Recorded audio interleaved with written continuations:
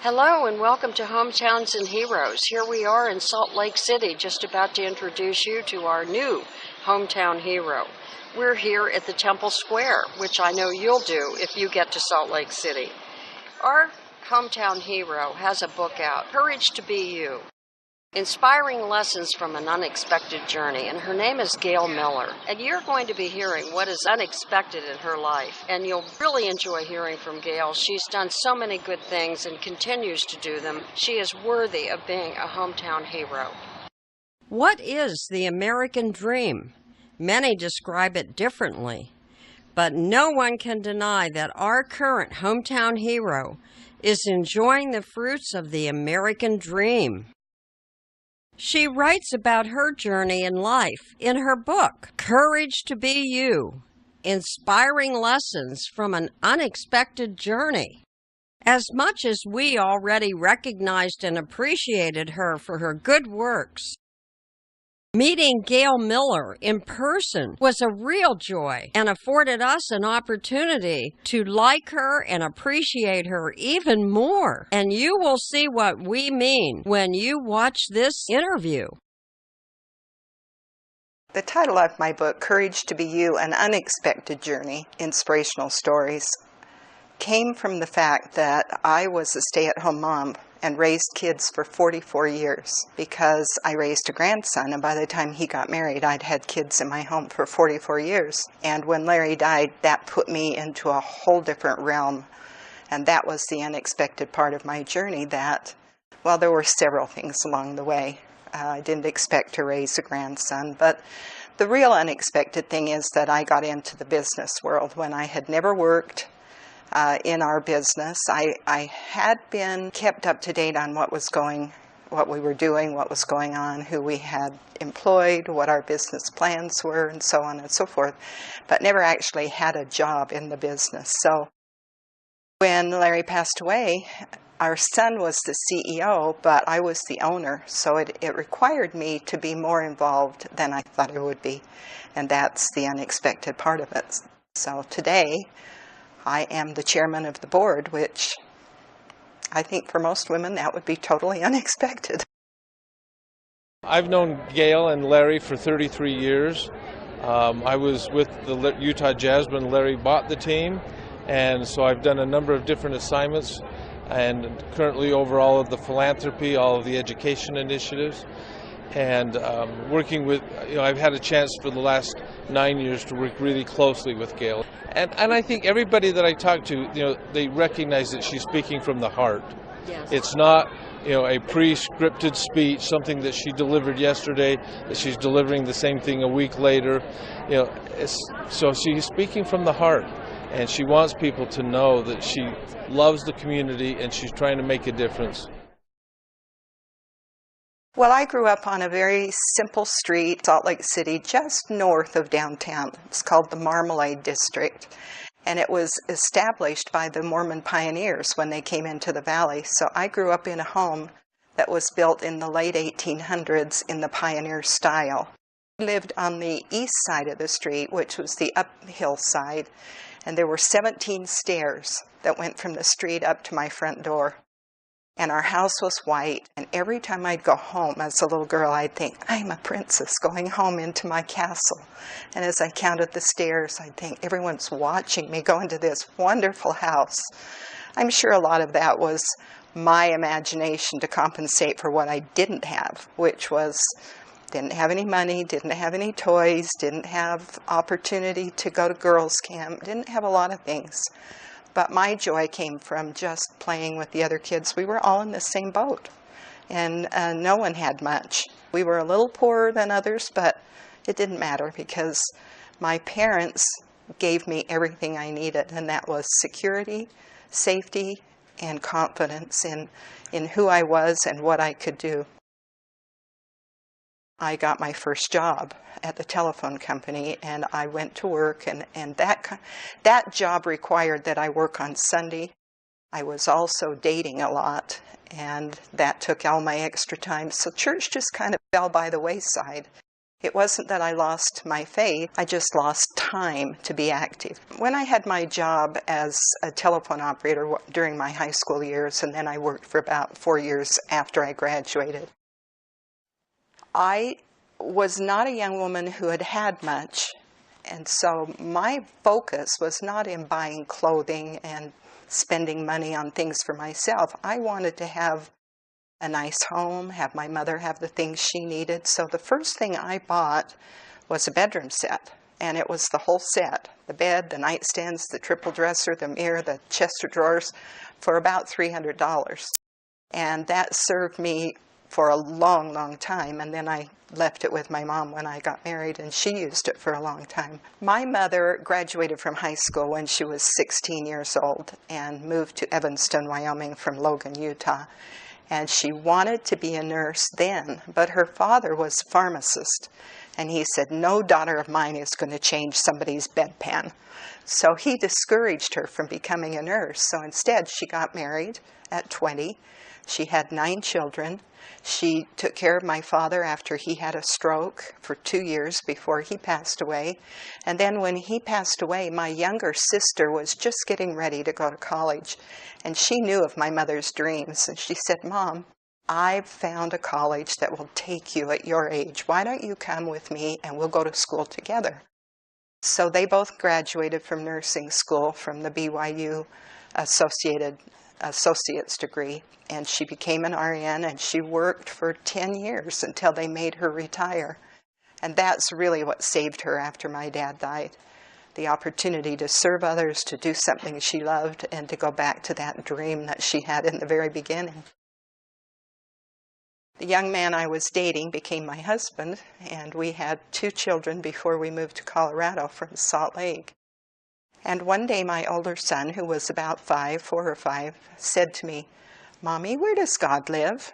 And I just thought, whoa, this old boy needs to have some foundation to build his life on. And that brought me back into activity and understanding that I had more responsibility as a parent than just having and raising the children. I had to give them a foundation on which they could build their life. We just finished our service here at Temple Square, listening to the Mormon Tabernacle Choir and the orchestra at Temple Square. But I know Gail Miller, and she is a wonderful, wonderful community person who loves doing the right thing for the right reason. She has a wealth of knowledge, a wealth of individualism that really resonates with the local community. And I love her and respect everything that she does for our community. Colorado became a growing time for us. It was the first time that we had lived away from our families, the first time we'd really been on our own. We were not involved in the church in the beginning, so we didn't have that connection. All we had was a softball team that Larry was playing for and his job. But eventually we moved back to Utah, and as we had gone through the growing period in Colorado, we had become reactivated and very active in the church. And when we moved back to Utah, we were given some position responsibility, and that's where I became the Relief Society president. Now, the Relief Society is the organization for women in the church, and it's the largest women's organization in the world. And I became the president of a small unit, which required that I look after about 90 to 100 women and provide service for them through a network of they look after each other. And Larry started as a parts manager, was promoted to general manager of a Toyota store, and then operations manager over 5 stores. And every time he had had a promotion, he got a raise. But we didn't change our lifestyle. We saved that money and invested it. And when his boss told him his sons were going to take over the company, Larry knew that that was the end of his growth in Colorado, and that's why we moved back to Utah and bought our own dealership with the money that we had invested, plus a loan from an uncle. By this time, we had 5 children. So I was taking care of the home and the children and all the house repairs, all the school, back to school nights, all the homework, everything that needed to be done. So we were good partners, but it was a difficult time because we didn't spend a lot of time together. Our company is very well respected, and we do a lot of good in the community. But personally, I've been able to get involved in the homeless issue in Salt Lake City, new kinds of resource centers for them. I'm also involved in healthcare. I'm the chair of the Intermountain Healthcare Board, and that will give me an opportunity to help create help with a lot of issues in the healthcare world. I'm on the advisory board at the University of Utah. We provide scholarships for over 400 kids every year, some of them minorities that are first-time college attendees who become very successful. One of them became the student body president of the University of Utah, which to me was delightful. There are a lot of things that come along that give me opportunity to be active in the community and to do things that make the places where we live and work better because we're there.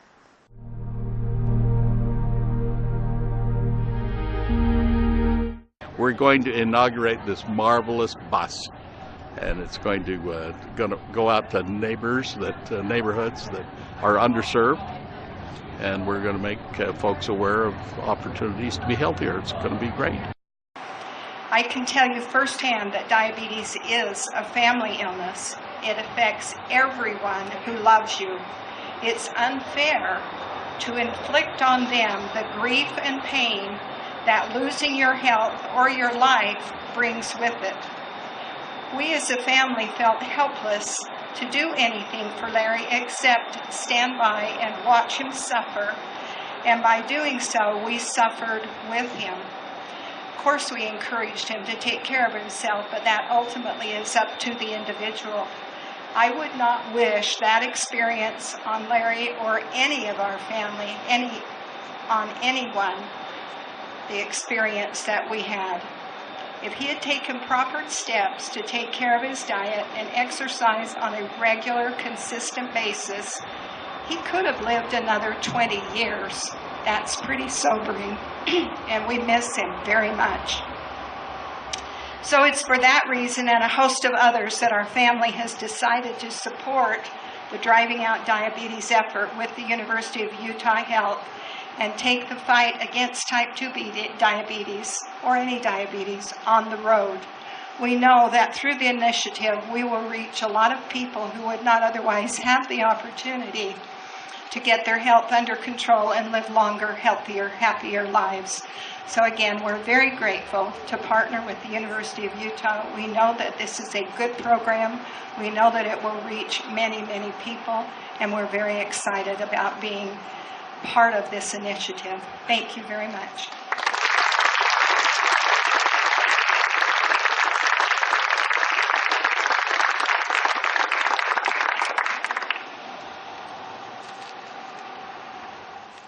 One of the things that Larry and Gail both, I think, were passionate about is education and the role of higher education in transforming lives. They have, for a number of years, sponsored the Miller Scholars, which is a fabulous scholarship program for students who probably would not have access to higher education without this financial support. It's a tremendous program that attracts very talented people, most of them first in their family to attend college. I applaud the Miller Scholars. That's one example of yet another thing that the Miller Family Foundation has made possible in our community. Gail is a powerful female leader in our state, in our city, in our community. She's a model for so many. She's a partner with many others. She is improving lives for Utahns. We're very grateful. In 1985, we were approached about helping to keep the jazz in Utah because they had had financial problems ever since they came here, which was the same year we started our business. And Larry said, I'm interested in helping, but I don't think that's the way. So the management of the jazz came and talked to him, and eventually he determined that it was really, really important for the jazz to stay in Utah because of the impact they had on the economy here. We had never even been to a jazz game, so we were not fans. It wasn't that we loved the Utah Jazz, it was because we knew they were important to the stability of the community.